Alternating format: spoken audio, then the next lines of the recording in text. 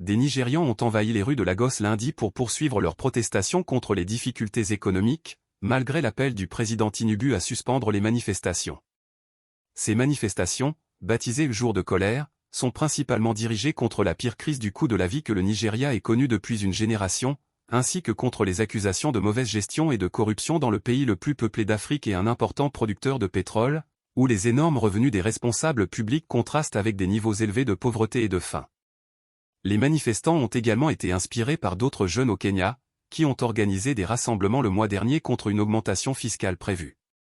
Les deux manifestations ont aussi exprimé des plaintes contre des gouvernements accusés de ne pas répondre aux attentes qui les ont portés au pouvoir.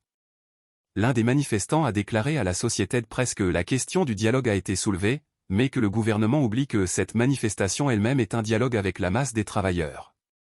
Dans son discours présidentiel, Tinubu a défendu les réformes audacieuses censées économiser de l'argent au gouvernement et soutenir les investissements étrangers en déclin, mais dont l'impact immédiat a causé des difficultés. Les réformes, comprenant la suspension des subventions sur le gaz, en place depuis des décennies, et les dévaluations monétaires, ont eu un effet d'entraînement sur le prix de presque tout le reste, car les Nigérians estiment qu'elles ont été mal mises en œuvre.